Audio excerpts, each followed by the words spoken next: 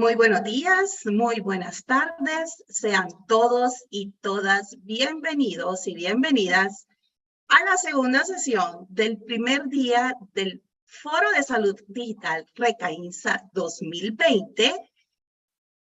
Salud Digital para un Mañana Sostenible. Yo soy Jocelyn Carías, gerente general de Recaínsa, y esta mañana en Guatemala voy a tener el honor de ser la moderadora de este panel, el que reúne a tres extraordinarias mujeres y profesionales, líderes en salud digital a nivel global, tomando en cuenta de que ellas hablan inglés. Este panel va a realizarse en inglés, pero quiero recordarles que todos tienen la opción en la barra de Zoom a interpretación, así que ustedes pueden escoger el idioma de su preferencia. Así que damos inicio y bueno, este panel se llama Agenda de Transformación Digital en Salud Diversa, Equitativa e Inclusiva. Así que I will switch to English. And I'm going to start giving a very brief introduction to this topic. And well, this is a topic that it's very important for all of us who are working in the digital health agenda, especially because gender diversity and inclusion gaps in access to health services represent one of the main challenges of the sector at a global level, as these gaps are structural and systematic.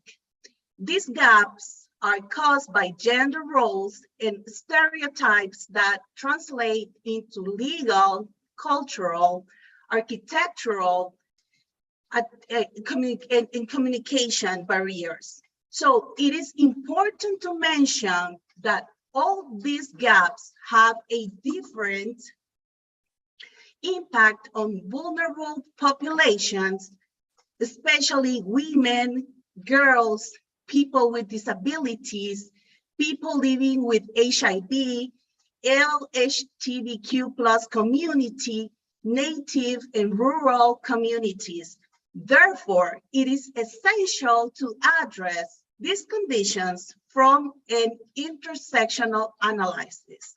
Therefore, there is a need for both the generation of data and the development of public policies from the beginning to be designed and developed from a diverse, equitable, and inclusive approach. So there is no doubt that technology and connectivity that we have today, together with public and private coordination, can become our ideal formula and bring health services to more people around the world, especially those living in vulnerable conditions. So I am very honored to introduce, first of all, Stephanie Watson-Grant. Stephanie is the Deputy Project Director at the Country Health Information Systems and Data Use SHISU project at John Snow Inc. She has more than 70 years of experience in public health and social development, and in the last 14 years, she has been working with several organizations in different countries around the globe. Welcome, Stephanie. Secondly, I want to introduce Patricia Mitchell, or Patty as I call her, and she is the co-founder and policy lead at Health Enable, a South African-based nonprofit whose mission is to improve health outcomes through digital transformation of health by facilitating effective strategies, policies, systems, and programs, and promoting the professionalization of digital health to increase the capacity of health systems at all levels. Patty leads from Health Enable, the work on the Global Digital Health Index and Maturity Model initiative promoted in Latin America by Recainsa. Last but not least, I want to introduce and welcome Jennifer Nelson. Jenny is a digital health and solutions specialist at the IDV. She co-leads the Social Protection and Health Division, and she leads the digital health team, which provides technical support to the IDV's digital health transformation portfolio to support public sector clients and leveraging digital tools to improve quality, access, and equity in healthcare and public health. So we will start this great panel and this great conversation. And Jennifer, Patty, and Stephanie, please feel free open to open your cameras and your microphones. And this first question is for Jennifer. So we all know, Jennifer, that the IDV promotes fair and equitable public management at regional level. Could you share with the audience more about the work led by the Protection and Health Division, and especially the role of ICTs to achieve your strategic objectives? Thank you. Sure. Thank you so much, Jocelyn, for having me. It's so nice to share this panel as well with Stephanie, Patricia. And muy buenos días a todos y todas. We're going to do this. We're going to do the panel in English, but apologies if I slip into some Spanglish here and there. So at the Inter-American Development Bank, I would say, we've been working to, invest and support countries to work in digital health for quite a long time. But I would say about 5 years ago, we actually had a shift in, I would say, the intentionality and how we were reviewing this and doing this work. And that's when a couple colleagues and I, including Alex Bagol, Luis de Herrina, and others at the Inter-American Development Bank, started our new strategy linked to specifically how we were going to be working in digital health and social protection at the bank.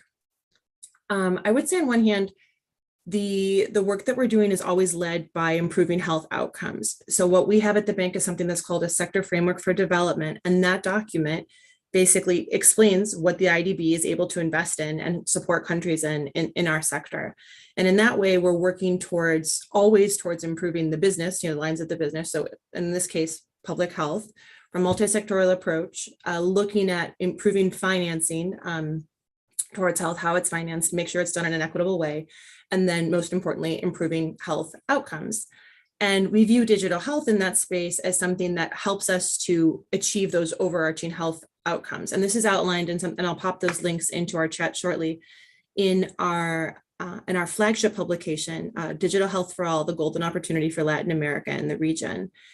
And I think specifically when you ask us, Jocelyn, to reflect on how we're thinking about making sure those investments that we work on with our clients are actually equitable and inclusive. On one hand, we work very closely with the Pan American Health Organization. And the Pan American Health Organization and all the countries of the Americas have actually endorsed 8 principles related to digital health, one of which is inclusive digital health. And this talks everything from making sure the areas that we work in, the communities that we work in across the region all have equal access to connectivity now that we view connectivity as a social determinant of health, but also the right to be forgotten. And if you don't want to be receiving your healthcare through a digital platform, how that also can affect you. So it's a highly complex issue. And I would say right now, IDB can do everything, was working really closely with our gender and diversity team as well to think intentionally about how we do this. And I think that comes from 3 main buckets. Making sure we have the right data, to making sure that the data that we're talking about is representative from different types of communities. We recently published some work looking on first, as you were mentioning, first gender as a way to think about who is actually having access to from health services, but also internet services and internet skills and cell phone skills and everything from that level. But gender isn't obviously the only piece that's here. We can look at it from an indigenous language, indigenous cultural lens. We can look at it from an age lens. And I think that's what we're currently doing now. And And we do things from everything from making sure that data is available to actually, making sure that process is representative throughout the implementation, design and implementation phase. So I would say data is one bucket, representation is another bucket, from where we're working with countries to design digital health strategies, making sure we have those voices around the table. And then last but not least, looking at the investment side. So when those investments are coming through, are they also looking at, first of all, health outcomes across the board, not just one type of health outcome, but they're obviously diverse, for lack of a better word there, but also looking at our digital health portfolio. So making sure that portfolio itself is diverse in populations, health outcomes that we're trying to reach, and the types of groups that we're working with, right? So we actually look quite intentionally now, everything from for example, working with our Bid Invest team, if the work that we're doing in digital health is women-owned or women-led, making sure that we're tracking those types of things as part of that intentionality. So that's probably a really high-level summary of the way that we're working, but some of the things that we've done before and some of the things that I think that we're changing and looking at more intentionally based on our new strategy. Thank you. Thanks to you, Jennifer. I'm sure we're going to have more time to speak about all those great projects that you're leading from the IDB. So this next question is for Stephanie. And as I mentioned, Stephanie represents the SHISU program, which seeks to strengthen health information systems. Stephanie, could you tell us why the GD&I perspective is fundamental for your project and for the countries where it is being implemented? Thank you. Thank you, Joseline. It's wonderful to be part of this panel and just participating in this very important topic. So I'll say a little bit more about CHISU, which is the Country Health Information Systems and Data Use for short. We like to say that the D is silent. And CHISU is a 5-year USAID-funded program. We work with governments in Asia, in Europe, in Africa, and in Latin America and the Caribbean to ensure that the stakeholders at all levels of the health system, and even outside of the health system, depending on how you define health, that they have access to quality data that's generated from multiple interoperated sources. And these data are being used to make decisions to serve the populations within these different geographies. So Joseline said already that this project is led by John Snow Inc. And we have a couple of other people working on the project as well, other entities, RTI International, Vital Strategies, MacroWise, Gembi Health out of South Africa. So it's good to have another fellow entity from South Africa on the panel. And GemNet Health, which is a grouping of universities across the world. So we're paying attention to health information systems in its broadest sense. So this is leadership and governance, the paper and electronic-based systems, the people and the processes that are needed to create and maintain these systems and to generate quality data, and the analytics, which produce actionable information, and then the local partners which will support the governments and currently support governments so that they can be agile and resilient in the long run. But we're also paying attention to gender in health information systems. So I wanted to just tell you, I'm currently reading this fascinating book. If you've not read it before, it's entitled Invisible Women. Yes, okay. So Invisible Women, Exposing Data Bias in a World Designed for Men. If you've not read it before, the author is Caroline Criado Perez. And so throughout this book, Criado Perez makes the case for how the world is designed for men. So from sidewalks to car safety, the default perspective is male. And so she, of course, takes aim at the tech developers. And mentions how products are not gender neutral in the way that perhaps everyone thinks they're gender neutral. And she points out things like map apps that fail to account for women's needs for the safest route rather than the quickest route. And she talks about how wireless mic packs don't account for the speakers wearing dresses, and that fitness trackers underestimate steps done during housework, and calorie burns just because the default position is male. So I mentioned this book because my lens through which I look at gender diversity and inclusion is through these health information systems. And health information systems reflect health systems, and health systems reflect the society in which they're situated. So if we're not being deliberate and consistent about including gender in health information system, it's easy for the inequities in society to be part of the data and the data systems that manage our health systems, and for the default perspective to be male. So let me just pause here and say that when I'm speaking of gender, I am talking about gender in its broadest sense. So this includes transgenders, gender non-conforming people. And so this is why it is important in HIS, because we know that the professional computing, and I'm just saying that to cover everybody or cover everything digital and computing, is male dominated. The health information systems across the world are often men. And so when decisions are being made about what data will be collected, how it will be collected, how the data are analyzed, how they're used, these decisions are mostly being made by men.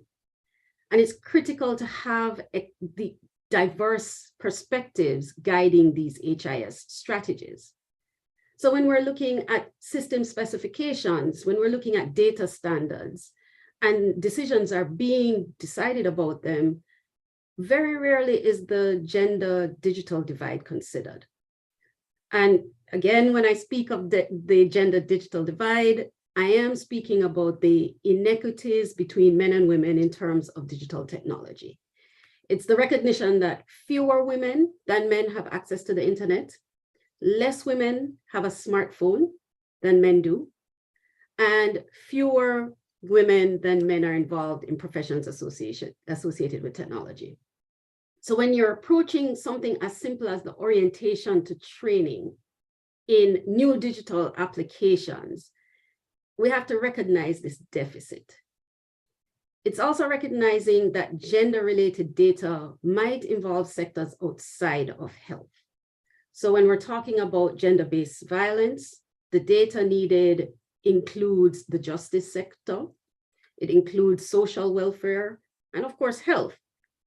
And when we're talking about gender diversity and inclusion, the way we automate the analyses as well into these systems can highlight or hide differences. So for example, the effect of COVID-19 on women, girls, and LGBTIQ+ people versus men.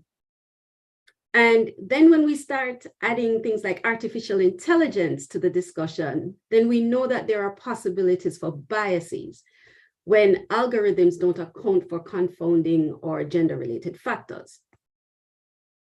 And then we're looking towards the future now with the evolution of health information systems so that they're resilient and they're adaptive for the next pandemic, which we know will come. The support going to governments through tech companies should not just have a male perspective or even a cisgendered only perspective. It should include the perspectives of people these systems were set up to serve. For all these reasons, this is why CHISU is paying attention to gender in HIS, because we believe that a health information system is strengthened by addressing gender. And focusing on gender in health information systems and data analysis and use improves gender equity and health outcomes. So I want to say one more thing before I close. I don't know if I've gone over time, but I just want to say one more thing. I know I've mainly talked about gender in health information systems, but I want to make sure that not lost in this discussion are vulnerable populations. So the disabled, the elderly, those with less means, and marginalized groups, marginalized by either race or ethnicity, whose access to the health system is equally as important to acknowledge, to understand, and to include in these information systems. So I'll stop there for now. Thank you. Thank you, Stephanie. Definitely that you have bring to this panel some great insights. And well, this is something that Patty and Jennifer and I have talked before in different spaces. But you brought something important to the conversation, and it was artificial intelligence, and definitely that data bias in a world designed for men, just invisible women. So it's it give us a lot of hope that women like you are leading this kind of projects. So Patty, next question is for you. From your role at Health Enable, you have been leading the Global Digital Health Index, and during 2022, the update of this interactive resource. Could you tell us how the Global Digital Health Index promotes approaches that considers gender equality and human rights as a cross-cutting element? Thank you. Sure. Thanks, Jocelyn. And it's a real honor to be here and to be on this panel with such amazing women. So the Global Digital Health Index, for those who aren't familiar with it, is an interactive resource that helps countries measure and monitor their maturity and progress in digital health. And in its original conceptualization, it was really just meant to kind of help countries see where they were and compare themselves to each other. But through a very participatory design process, it increasingly became both a maturity model and a benchmarking tool. From the early days of the index, we actually have had gender mainstreamed into the index. And so gender was always a part of the higher stages of maturity in the Global Digital Health Index indicators. But what happened, so we took a pause during the pandemic. So right before the pandemic, we had 25 countries that had participated in the Global Digital Health Index. Because of the pandemic, we decided to put pause on the index, because countries had their hands full with other priorities other than participating in an index that would help them measure and monitor their digital health maturity. And now that the pandemic is sort of getting under better control, a lot of countries had fantastic experiences during the COVID pandemic in terms of scaling digital health interventions to address the pandemic.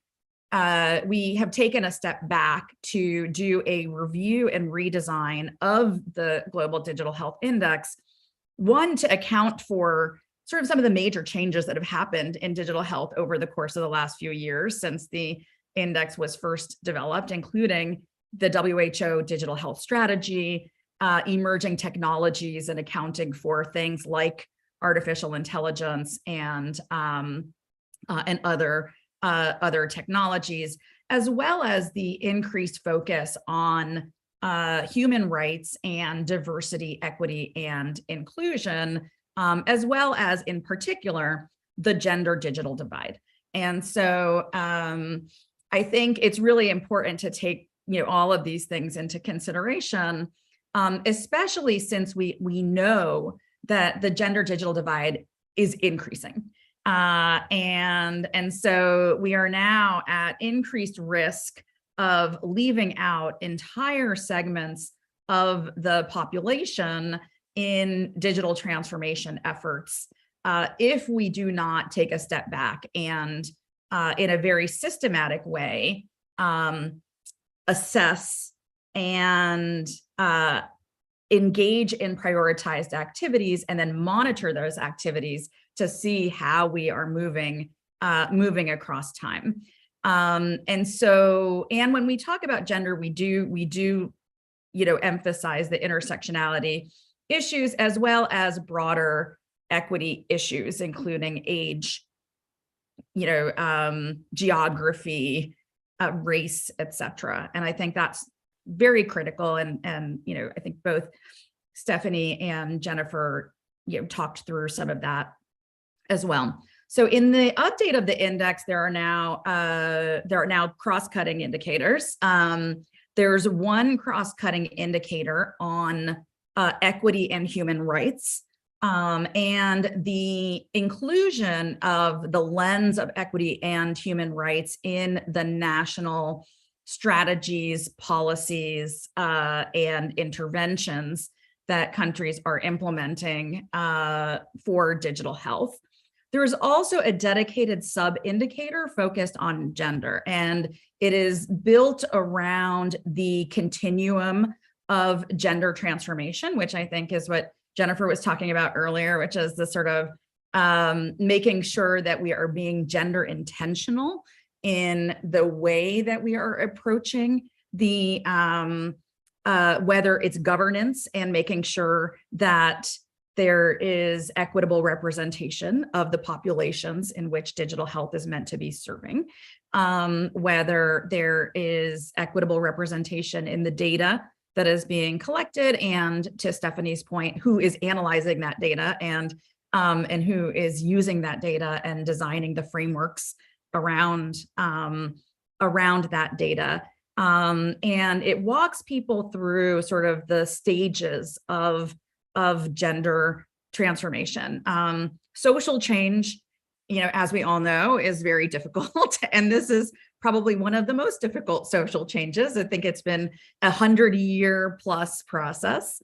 And so for us, the idea is, can we see movement from kind of like one stage in maturity to the next stage in maturity, and help countries progress over time, knowing that these things are very difficult. They are very slow to happen. And it takes a lot of champions who decide that this is really important. I was involved recently in a country roadmap development process with Gavi on digital health and immunization. And Gavi's digital health strategy, which is fantastic, has at the highest level the vision, gender intentional digital health. And in their roadmap development process, they have prioritized gender intentional interventions, gender intentional enablers, and then gender specific activities that can help countries move across the continuum. And we've worked with them to develop a tool that can help countries do this and work through this specific process. But we couldn't get people to talk about gender for more than 5 minutes. And it was just, it's one of those topics that, either people don't feel like is their topic, and very well, respected and intentioned male colleagues, would just be like, well, it doesn't, it's not my thing, why don't you do this? And it's like, but it is your thing and it needs to be your thing. Like, we need it to be your thing, and we need it to be everybody's thing in order to make the changes that actually need to happen. And but recognizing it is not easy. It's going to take time, and it's going to take all hands actively working on it together. Totally. Thank you, Patty. And well, we're just going to start our conversation here. So this is going to be a question to be answered for you, for the three of you. So Jennifer, you're the first one on my screen. So what do you consider to be the gaps in access to services and actions aimed at promoting the integral right to health of vulnerable communities? You have 4 minutes.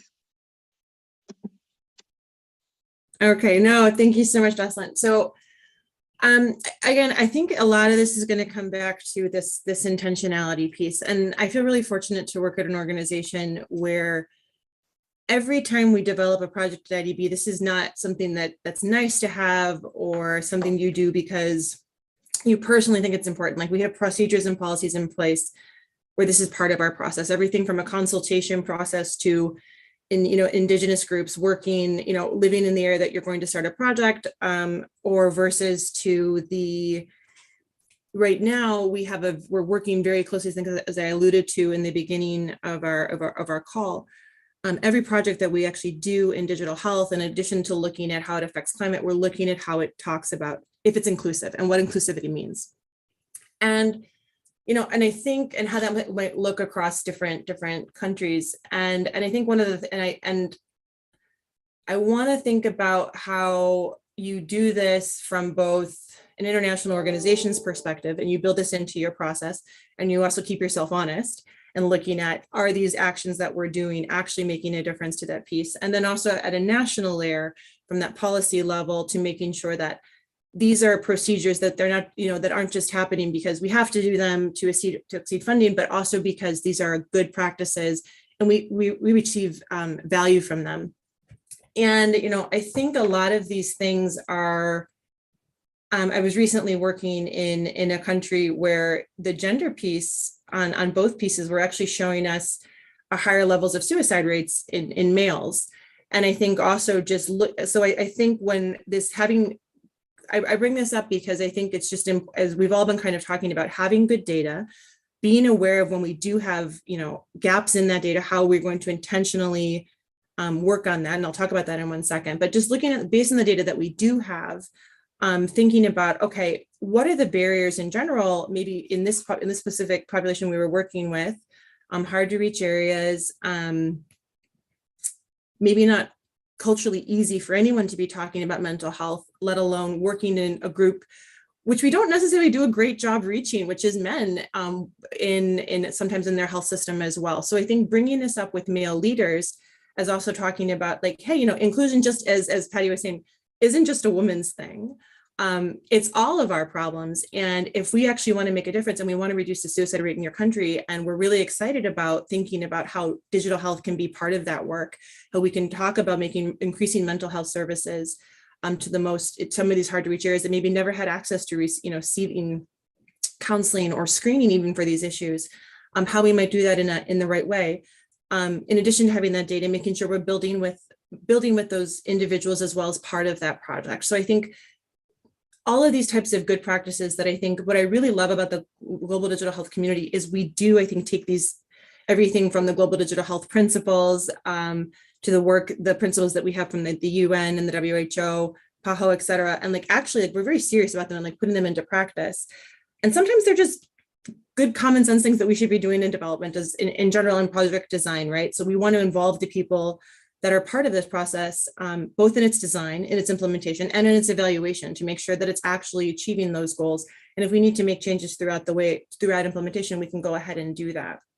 So I think that's one piece of that puzzle. I think the other piece is being intentional about being able to collect data on these communities. In all of the countries that I work in, it is not necessarily easy to have a clear map of where there are connectivity gaps, both in broadband, both in mobile health, and both in knowing which of the health centers and health hospitals have connectivity. So one of the things we're actively working on now with many partners is with our GIS work is, okay, how can we make that easier? Because if we're going to optimize a health network, because maybe we're going to put a new health hospital in, we also can optimize a health network by increasing activity, through telehealth, and how that redesign of our health network, you can do that to make sure you're reaching people that wouldn't normally have access to those specialized care services, or sometimes healthcare in general, right? So I think that's part of it. And I also think lastly is also not thinking that just because all of a sudden we can create an app for something, or we can create, have digital health tools available, that's going to be our way out of our need for physical care. I think all of us we saw the power of digital health as part of our due to the pandemic, but I think we also saw sometimes its limitations. I was pregnant during the pandemic, and when my midwife asked me, where's the baby's head? I was like, I'm clueless. I have no idea via telehealth, of course. So there's just certain things that, I needed someone to come and touch my belly. And I think those types of things also, we can't forget the human side of our digital health work. So when we approach communities, it'll be offering both types of services, right? To think about, maybe in some cases, this might be more cost effective, more efficient for you. Let's test it out, but that doesn't mean it's going to replace all your healthcare through a screen. So yeah, again, you're going to hear from me probably multiple times on this panel, intentionality, and you're going to hear about it in those 3 areas: investments, data, and implementation. Thank you, Jennifer. Stephanie? Same Sure. question for you, and you have 4 minutes as well. Thank you. All right, thank you. I have to say that when Jennifer and Patty spoke, Jennifer gave me this boost of excitement when she mentioned again that the internet is now considered a social determinant of health. That is just, that seems such a wonderful leap in just the way that we're thinking about health. And then, Patty, when you told me it was the digital health, the digital divide is increasing, so many emotions going on here. I just wanted to just highlight that there's, when we're looking at these issues through the lens of gender, there's a lot that we can be happy about, and then there's a lot more that we need to pay attention to. So this question of the gaps, I think, is a really important one. And one of the first questions I would ask is, how do we know that there are gaps to access to services and actions that are related to the rights of vulnerable populations? And as Jennifer's focus is, it starts with the data, as she's mentioned before. It starts with the data, and it maybe starts with experiential knowledge, anecdotal information that people are sharing, and then this turns into evidence because someone thinks that this is important enough to quantify and measure.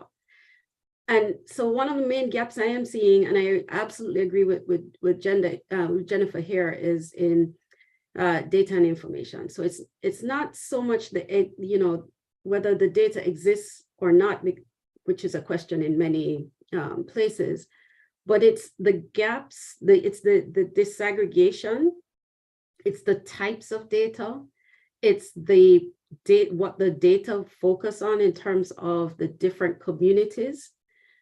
And when we look at these gaps in the data and what the data might be telling us, we know that these gaps exist because of political resistance or focus. So this could be that they're just not focusing on the vulnerable groups, but are instead focusing on specific dominant groups. Or it could be stigma and discrimination associated with different groups, such as non-cisgendered people, or even the unhoused. So, however, there could be simply a lack of awareness and training for those who manage data. So again, back to this idea that Jennifer shared about intentionality. So they may not recognize that disaggregations or differentiated analyses are critical to understanding the needs of and serving these vulnerable populations. So this could be the basis for action, understanding the effect of, for example, the social burden of women that came with COVID-19, understanding where the pipeline for digital professionals starts, in the home, possibly, primary or secondary school levels, and then developing strategies to create a more equitable future workforce. It could also be recognizing how gender and diversity affects the type of data that decision makers see or hear, and being more thoughtful and deliberate about influencing the people, the processes, and the products involved. So I am I am echoing Jennifer and talking about the importance of data in identifying these gaps and strategizing for actions and being very, very intentional and deliberate about them. Thank you. No, thanks to you, Stephanie. And I will pass the floor to Patty before we go to our last round of questions. Thank you. Sure. So thank you. I mean, this is such an important question. And I think, as both Jennifer and Stephanie have mentioned, because we're not measuring it, we're not able to really kind of know where we are, right? And I think part of, I had a recent experience where I'm working on a couple of research studies, and we decided to take a gender intentional lens to the research studies and infuse gender into the evaluation. And what we found by doing that is, one, there were fewer health workers in this particular setting that were women, but the women using the digital health tool were more effective in their use of using the digital health tool. Part of the program was meant to be engaging with female caregivers in the local communities and encouraging them to access health services. But the women refused to give their mobile phone numbers to be enrolled in the digital health program because of cultural norms and stigma and et cetera. And so there was this, it was just really interesting when we kind of took this lens to even just start to measure the gender dynamics or the gender aspects within the digital health implementation. To me, that was really amazing just to kind of see the results of what happens when you do that.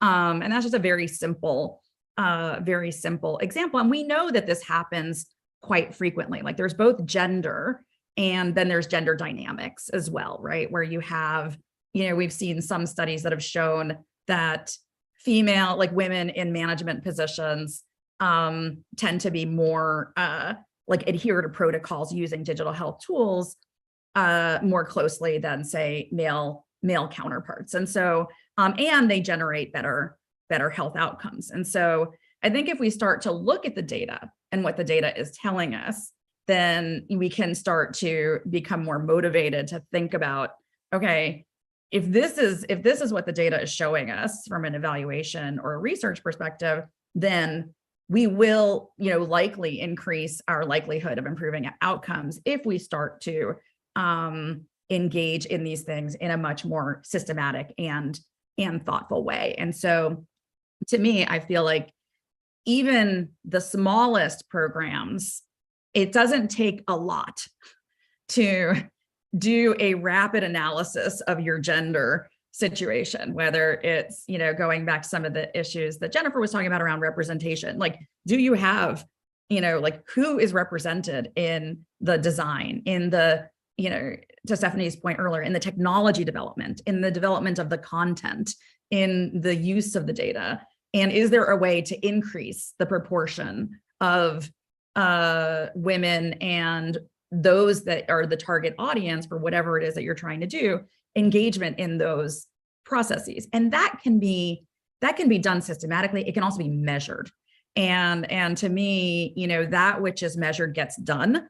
And so, if there's a way to start to just become a little bit more proactive in doing these things, we'll have a better appreciation for the gaps.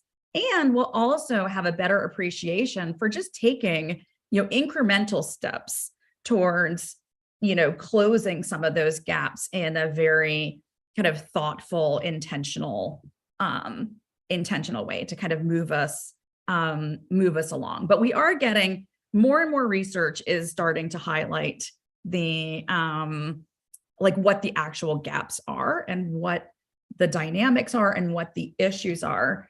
And I think we need to be looking at that and really highlighting what we're learning through the research and applying it in a very systematic way to the work that we're doing.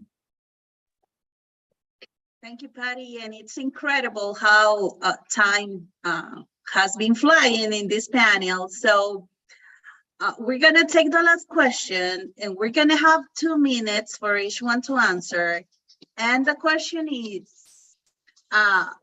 what do you consider to be the challenges and advances in digital health, mainly for women, children, the elderly, and all the vulnerable communities? I'll start with Jennifer. Thank you. Thank you so much, Jocelyn. I think I want to highlight in the time we have left, one of the data points that I believe that I think Stephanie first had brought up related to the technology workforce.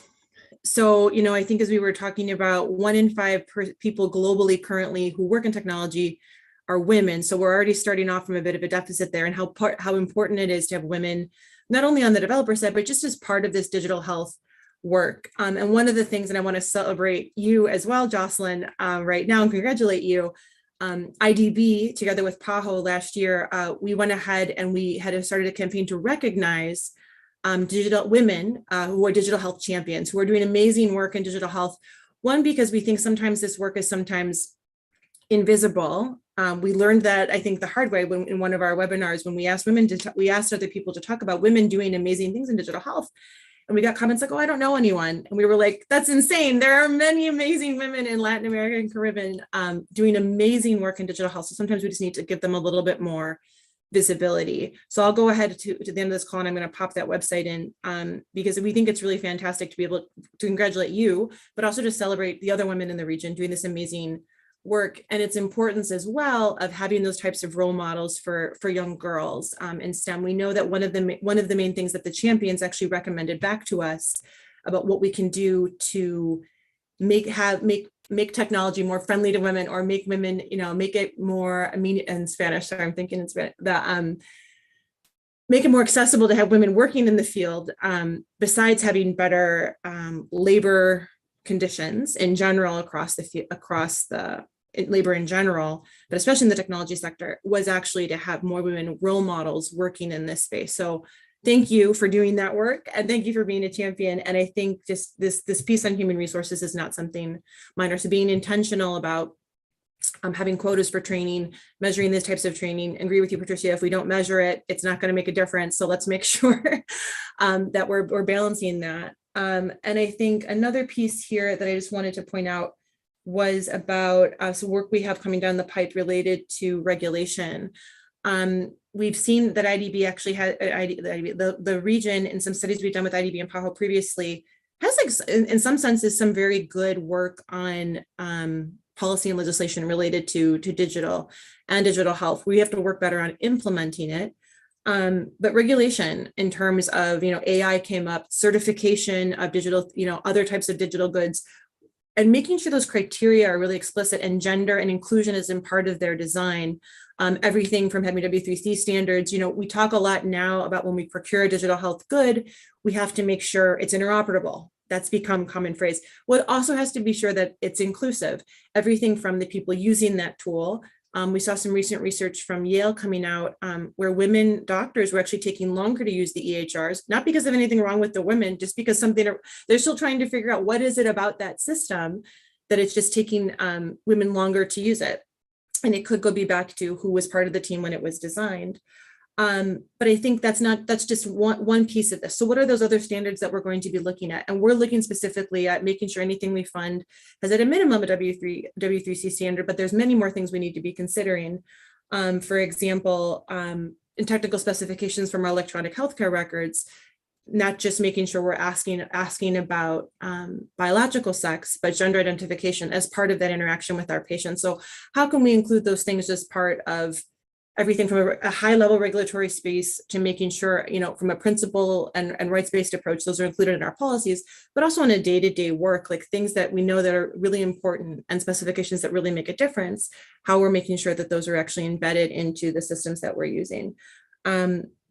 So I'll stop there just in the interest of time, but hopefully that was helpful. It was really wonderful to speak with you all today. No, thanks to you, Jennifer. Stephanie?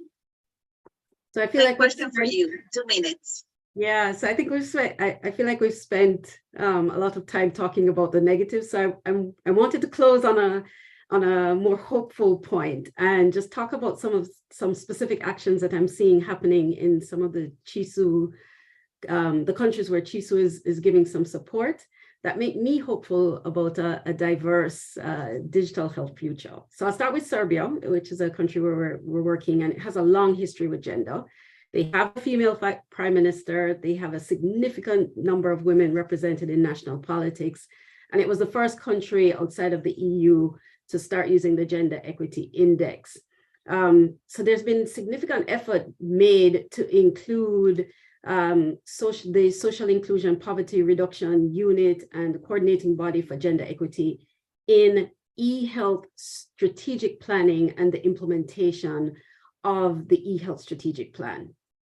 In Mali, we're seeing that the COVID-19 data management efforts included an assessment of sex disaggregation of COVID-19 surveillance data. And so this sex disaggregated data are now included in the integrated COVID-19 surveillance system. Niger. There was an information and communication technology and ICT assessment that was conducted that identified data managers, male and female, and the devices that they were using. And this was to set up for a comprehensive ICT device procurement process. So now we know where the males and the females are, and we can, there's no room for more equitable distribution of ICT equipment and devices. Malawi, there's district data quality reviews that are focusing on women's access to malaria prevention services.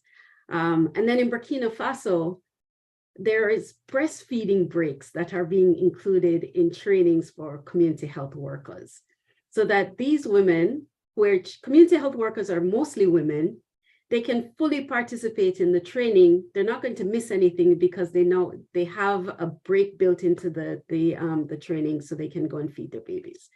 So these actions are really demonstrating how these little sparks can grow into big and meaningful actions. And this is why I'm excited and I'm hopeful for diversity in digital health. Thank you very much, Stephanie. Patty, we have the last 2 minutes for you. And then I will close the session. Thank you.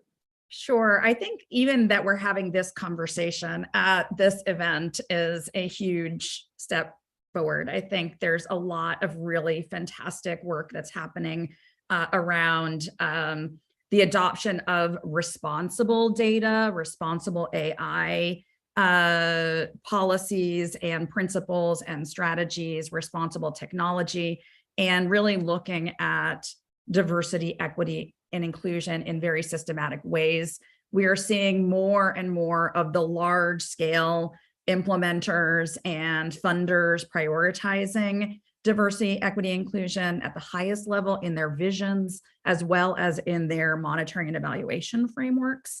We're seeing gender more in research and being gender intentional in research, as well as in program design. So I have to say, you know, we even in the last, I'd say 2 years, 3 years, we have seen a significant shift in the conversation, as well as, more importantly, in the actions and the activities that are happening to help move things along. And so we just really love to, you know, just kind of continue to build on this momentum because it is a marathon, not a sprint. It is something that is going to take, it's going to take time. It's going to take a lot of effort. And, but it is really worthwhile. It is like, if we really want to improve health outcomes for everyone and achieve universal health coverage, it has to be inclusive. It has to be diverse. We have to deal with these tough issues and work our way through them. And I think more and more people are seeing that, more and more people are engaged in it, and it's happening. Thank you very much, Patty. On behalf of Recainsa, Stephanie, Patty, Jennifer, thank you so much for your time and especially for all the shared knowledge. We hope to have you again in our event. So we don't have more time. So thank you very much. And a toda la audiencia, los esperamos en el siguiente panel. Muchísimas gracias. Hasta pronto.